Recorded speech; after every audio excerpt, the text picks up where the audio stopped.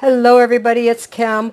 Today I'm going to make a little recipe from one of my ration books. I told you I was going to start using them. I wanted to make something kind of dessert-like, just to, I have a little sweet tooth today, so I thought, why not? I'll give it a try. Anyway, I'm using the Eating for Victory book, and remember I told you they were the actual pamphlets? This one's from the Ministry of Food. It is leaflet number 21 that was given to, the people who cooked at the time, and it's making the most of the sugar. So that's why I like this book, because it gives these actual copies of the leaflets that were out at that time. The one I'm going to work on today is called Chocolate Crunch. And if you want to see what the ingredients are, that's what they are. Okay, Chocolate Crunch. And I measured out so you know what it's equivalent to. Instead of having to weigh out 1 ounce of margarine, it's actually 2 tablespoons. This one, the paper's a little bit off, so 2 tablespoons of margarine is 1 ounce. And then 4 ounces of the rolled oats is actually 1 cup. So, to me that makes it a little easier.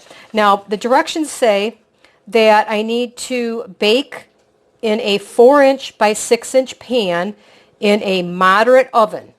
Okay, I'm not exactly sure. I had an idea what a moderate oven was, but I was not 100% sure.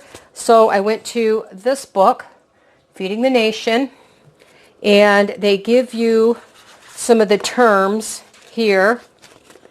It says a moderate oven. Am I in view there? Nope. A moderate oven is 180 Celsius, 350 degrees Fahrenheit, or gas mark 4.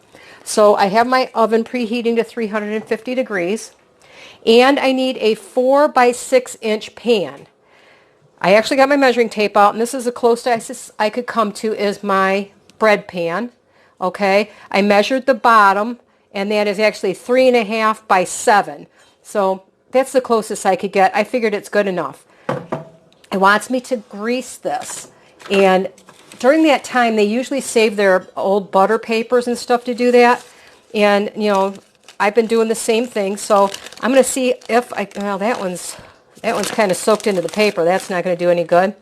Let's see if I can get enough out of these little papers to grease this bottom of this pan. This one's not too bad, because they would never have wasted something with the slightest bit of fat on it, even if it was just used to grease their pan. I remember my grandma, my grandparents were born in the early 1900s. I believe my grandpa was born in 1900, and my grandmother was a year or two younger than him.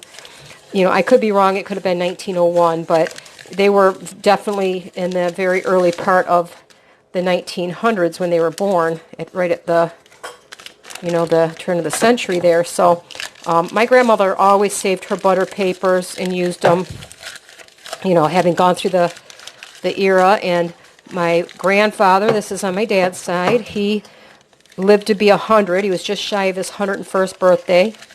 He was a farmer, and he was rarely sick, rarely sick. He was living in an assisted living in the winter time. He was on no medications. Like I said, he was a farmer his whole life. He was on no medications, and he just told the girls one day he wanted to go take a nap and to wake them up after lunch, and he had passed in his sleep. So, he lived a healthy life. It was a hard working life, that's for sure. So the next step I need to do, I got my oven started. I need to get my 2 ounces of, no, 1 ounce, sorry, 2 tablespoons, 1 ounce of butter. Because I have to melt these together. One thing, kind of using, a lot of oil like that in your pan, you can rub it in your hands, it makes your hands soft. The other thing I needed was 4 tablespoons of syrup. Now, mostly in Britain, they use what's called golden syrup, which we don't have a lot of access to in the U.S. here, but corn syrup is a good substitute. Remember, they had that sugar ration, and they found other things that they could use. For the most part, oh boy, this is going to be slow. For the most part, especially in the beginning, the sugar syrups were not rationed. They did become rationed at one point, but you could buy them and, stretch out your sugar ration. They also had developed saccharin at that time, which, it's not used very much at all anymore, because I think they figured out the long term with saccharin was that you could get cancer from it. So, but it was another way they could eke out their meager sugar rations. Now remember, back then, the housewives cooked everything from scratch, and they were expected to put on a full meal 3 times a day, and usually your dinner or your tea had some kind of a dessert or a biscuit or something on that order to go with it. So, that little sugar ration didn't go as far as we would think it would go. And it's going to take me a minute to get this syrup out of here, so I apologize for that. But, I'm going to help it along here. I don't normally like to use my fingers, but I'm going to try to get this going a little faster. Now, I know I'm not going to have enough of this, so I figured since they would be using golden syrup, and a lot of their recipes called for honey if you had it, so I'm going to make up the difference with honey, and that would be sort of like a golden syrup, I guess. Close to it, I guess. I'm hoping. Hoping I'm speaking right. I could be completely wrong. But anyway, I'm going to let this... there's not much left in there. I'm going to finish this off with my honey. I have 2 tablespoons in there, and this is about a half. I think there's about a half left in that container, if I could get it out of there. If there was any kind of water or anything like that, I would go ahead and just use, water and shake it in the container. But there's not much left in there, so I'm going to call it on that, and I'll finish up with the honey to make this little dessert. And obviously during that time the portions on these desserts were nothing compared to what we eat nowadays, which is one of the reasons I'm making it, because some of you may not know, I've lost over 50 pounds. And, we've been sitting around and not much to do. And I have been not the best I should be. So I decided to get myself back on track a little bit, and using some of the ration recipes are going to help. Alright, finally I have I think I need just a squirt more honey, but I'm going to get this started, and I can do the honey if it looks like it's needed. Oh, that's a mess. Tastes good though. Anyway, you're supposed to melt these together in a pan. So I'm going to get that started. I'm going to find me a spoon here so I don't burn anything. Alright, so the first thing I had was the 1 ounce of margarine, 2 tablespoons, 4 tablespoons of syrup. It says warm and beat well. Add the cocoa, and I'm going to get a tablespoon of cocoa and a pinch of salt, and beat again. So I'm not exactly sure how much I'm supposed to be beating this. It doesn't say like I have to make it fluffy. I guess it's just to mix it well in the pan. So while that is melting, it's going to take a minute. There we go. Okay. And let's see. I just make sure if I have all the ingredients here for you. I have well, they were using margarine, by the way. I don't have margarine, so I used my butter. The syrup, the cocoa, pinch of salt, and the oats. And that's a pretty simple recipe. I make a lot of these cookies. They're called, we call them Aunt Betty cookies because my aunt used to make them all the time. They're the no-bakes, where you put your sugar and all that on the top of the stove, and then you dump your oats in later. And it kind of reminded me of this recipe, and I thought, wonder what it would be like if we were on, such severe rations. And would they taste even remotely like it? But those have peanut butter And on that recipe, you're using 2 full cups of sugar. Well, no housewife in that era would ever give up 2 cups of sugar. Yeah, it makes a lot of them, but, you know, that would be like a year's worth of cookies, I think, at that time. All right, so it's well melted. I'm going to, I guess this is called beating it together. I'm going to stir it together really well. Okay, get my cocoa. I turn that off. Didn't say to keep the heat on, so I turned it off. I'm going to get a tablespoon of cocoa. Probably should sift this in there. It didn't say to, but looks like it would probably be better if I sifted it, but I'm going to be lazy. I'm not filling my sifter. And a pinch of salt. I don't need to get my little salt shaker. Oop, that's a pinch. A little more than a pinch, but it'll be fine. I don't know if you knew this. One of the reasons why you add salt when you have something sweet is it actually brings out that little bit of sweetness, a little extra sweetness in what you're cooking. So I'm sure they probably added a little bit of salt, quite a bit during that time, to help bring out, you know, the sweetness in their food a little bit. It just adds flavor all the way around. Now, if I was not in wartime, I would probably add, a little bit of vanilla. Maybe you could. Like I said, melted peanut butter would be really good in this. But I don't know if they had peanut butter as much as we do here. So that's that. Now I need to stir in my oats.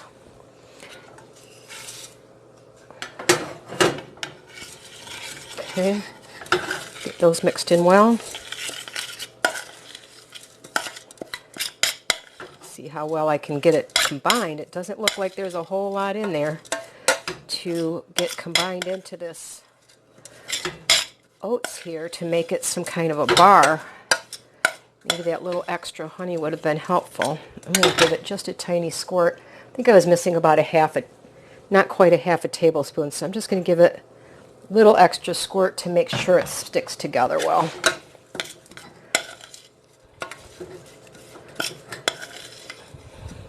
I guess this could almost be like a modern day granola. Now these are not the instant oats because I don't believe they had those back then, so I'm trying to reproduce it as close as I can here with what I have.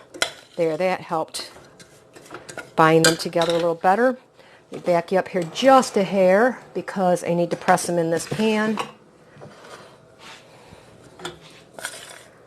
And on this it says that the average dessert made 4 to 6 servings. So you ain't getting a whole big piece out of this if that's all you're going to get. And that's even, you know, one of the reasons why they were healthy. They didn't eat a lot of really high sugar foods back then. So let me get that off of there. And yes, as always, I wash my hands very well before I cook. For those who don't know me and haven't seen some of my other videos, I always get somebody go, oh, you're touching it with your fingers and you're feeding that to other people. But anyway, so let's get that pressed in the pan. Seems like it made a pretty good mixture here. Now I need to put this in that 350 degree oven for 20 minutes. It does not, and then it says to mark the top. And that's basically, you know, before you serve, or before it's cool, so you know how you're going to cut it. After that, it doesn't say. So I'm assuming once it's cool, I can take it out of the pan, and that's it. So I'm going to stick this in the oven, and when it's done, we will take a look at it. I hope I got you in there really well. I apologize. Yeah, I didn't show you very well. Anyway, I pressed it down the best I could, as even as I could, and it's going to go in a 350 degree oven for 20 minutes. Okay, I got my little chocolate crunch out of the oven, and it's very hot. I'm going to mark it like they said into fingers. It's not easy to cut when it's so warm. I'm going to cut it into 4 because I'm thinking That was 4 servings. It didn't say how many servings. I guess if you had company, you would maybe cut it into little squares. I could probably get 8 squares out of it. But I'm going to press that back together and hope it sticks pretty good. I'm going to set that aside and let that cool until after dinner. Now, I have another video going for dinner tonight. It's another ration recipe. I'm making a separate video for that, but they will be made for the same day. I just didn't want to, cram it all into one long video. So I'm going to let these cool, and we'll take a look at them again once they are completely cool. Oh, my poor little hot pad is so dirty. All right, here's our little chocolate crunch bars. They turned out really nice. They are, what I would recommend for sure is mash them down or pack them down much harder than I did. I would actually really pack them in instead of just tapping it down with the spoon. And make sure you 100% they are cool, because if they're even the slightest bit warm, you get this. You get a pile of stuff. It just, I thought it was cool. The outside was cool, but the minute I tried to scoop it, it came out like this. Now, I did eat one already. They're actually really pretty good. I would make it again. It's sort of like not one of those real sweet, super sweet granola bars like you put in your kids' lunch most of the time. They have the peanut butter ones with chocolate and all that stuff. It's sort of like that, Nature Valley, I think it's called. They're a really crispy, hard bar. It's kind of like a cross between the two. It's not super hard. It's not crunchy hard. But it's definitely not like a soft, chewy granola bar, Anyway, it was good. It's decent. This, honestly, I would put it as a topping on something if it falls apart on you. If you happen to have ice cream, you could put it over ice cream. I think it would be really good on, I think I'm going to add it to my homemade granola. Add a little chocolate to my granola. That would be pretty good. But I got a really crunchy piece. I would say if you're looking for a snack from World War II, that this is pretty decent. There's a sweetness to it, but it's not highly sugared. You can definitely taste a little bit of sweetness. You definitely taste the chocolate. It's not anything like those no-bake cookies, because those are really super sweet. But it's definitely worth making. So that's a definite thumbs up in my book on this recipe here. So anyway, I'll leave the basic directions in the description below. I'll tell you what the measurements are again, and you can watch the video to figure out how to make it. Anyway, I hope you all have a wonderful evening.